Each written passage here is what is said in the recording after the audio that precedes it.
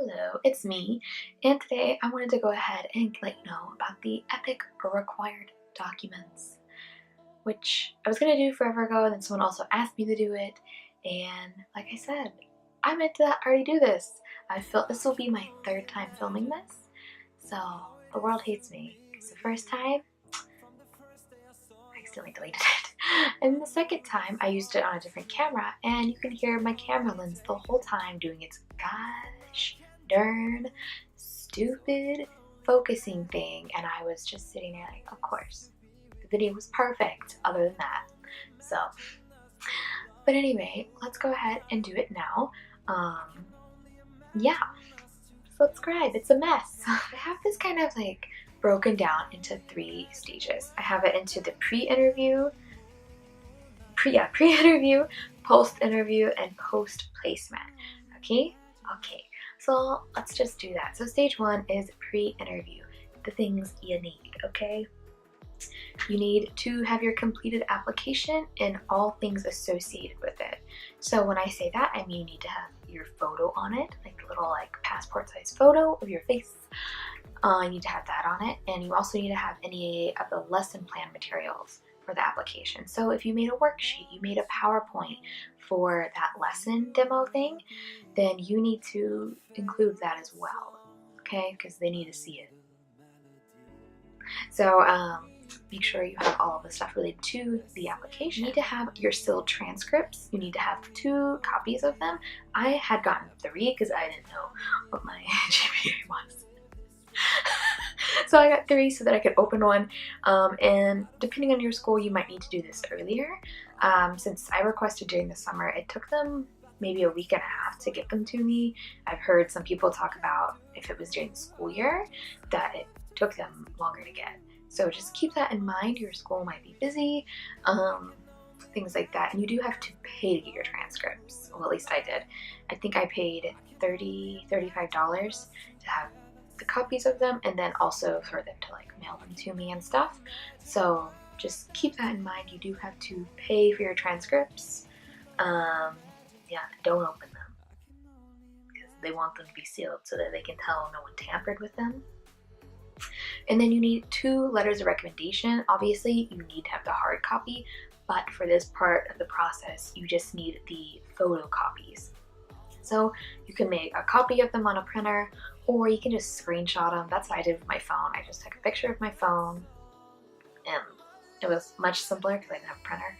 So you just need 2 photocopies. Make sure that they're readable. Also, take a photocopy of your passport info page, so the one that has your picture and then where you're born, passport number, things like that.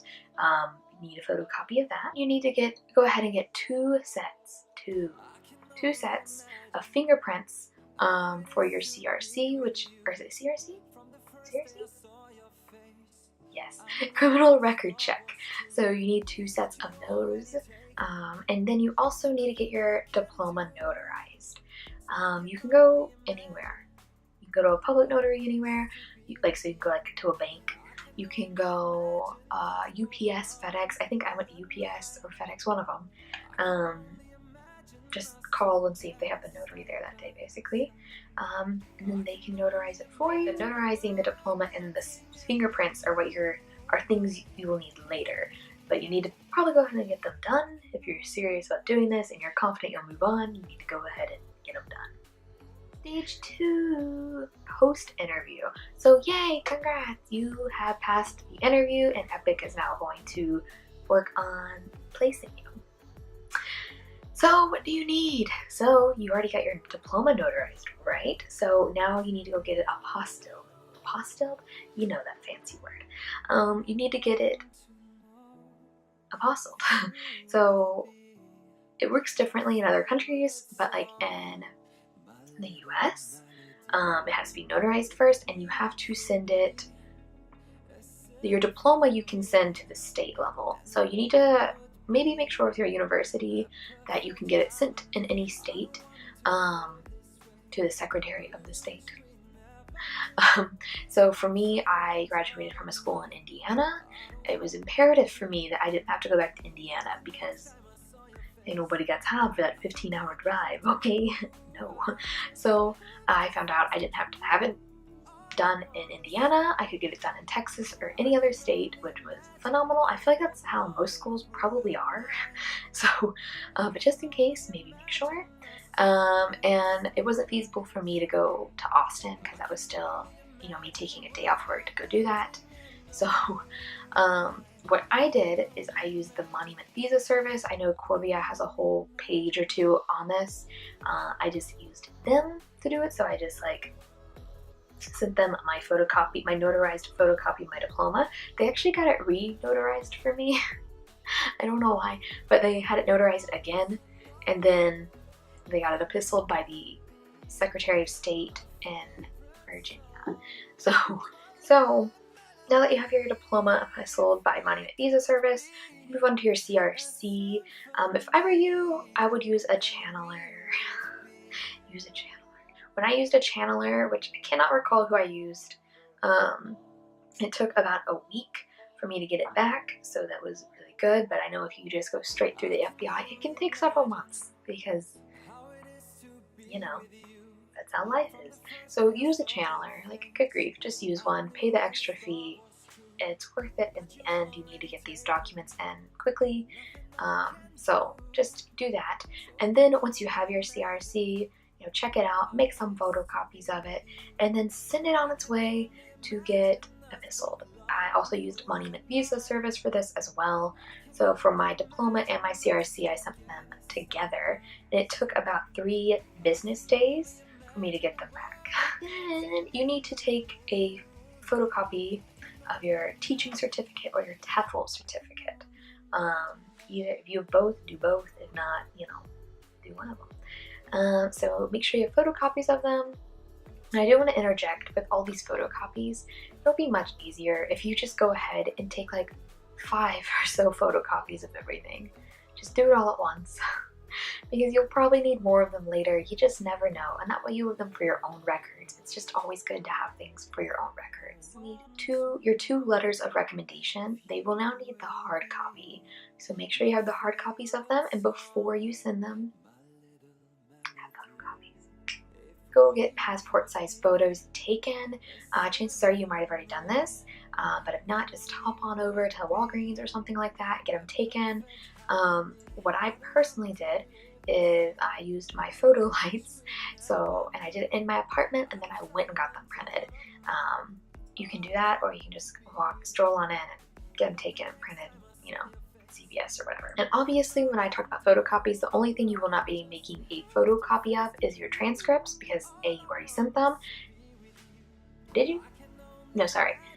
You won't be making photocopies of your transcripts because they're sealed. Don't open them. And when you have all these things, so you have your epistoled diploma, you have your epistoled CRC, your TEFL certificate, your letters of recommendation, passport size photos, and then, you want to have proof of level 2 status, which is your TEFL certificate or teaching certificate, so don't worry about that. But once you have all of those things, with those 6 things, you need to make sure you have photocopies of them all, like I said, but you're also mailing them. So you need hard copies of these. You are mailing them. Unless they specifically say they want the original, don't send the original, okay? Unless they specifically say it in the piece of paper they send you, okay? Okay, step 3 is post-placement. Yeah, you're like, I'm going to Incheon, I'm going to Gwangju. Ooh, wow, so cool. Okay, so now that you know all of that, you need to wait for some things EPIK will send you. EPIK's gonna send you like a folder of like, another thing about required documents, basically just make sure you have everything, next steps, things like that, as well as the draft of your contract. So you need all these things. So, but you can't do some of this until I send it to you. Like, you can't just run out and apply for your visa because you don't have the necessary documents for it. But once they send you that packet of things, you need to apply for your visa. I think it works a little differently depending on the consulate around you. For me, I was in Dallas, and the consulate that was up in Plano, Richardson, wherever it was, they were really chilled out, and like online they had a lot more requirements, but when I called them they were like, no, just bring these like 3 things. So that was like super helpful. So I recommend if you're going in to call them first. They will answer in Korean, but they know English, so don't be freaked out if you don't know Korean. Just be like, oh, hello, like they'll be like, oh, what up, girl? No, they won't do that, but they'll be like, oh, hi. But anyway, so you're gonna have to apply for your visa. EPIK will send you some things you have to bring. But yeah, so it'll be like basically you have to bring the drafted contract, your passport page, like info page, photocopy, then your passport, and then your notice of appointment. You will need to bring those 4 things, maybe some other things. But yeah, and they will take your passport, just like an FYI. And then you also, like I said earlier, you should have already made a bunch of photocopies. So you're going to want to bring extra photocopies of things to Korea, just so you have them, because maybe you get there and they're like, oh, we actually misplaced this, or we never got blah blah blah. You can be like, oh, well, here it is, because you got it. And then the other thing you need to do is you're going to do some pre-orientation training. So once you're done with that, you will need to print off the pre-orientation like online training completion certificate. You'll need to print that off, and I don't know if we had to give it to them or if they just looked at it or something, but like you need to bring that. So just make a copy of that, print it on.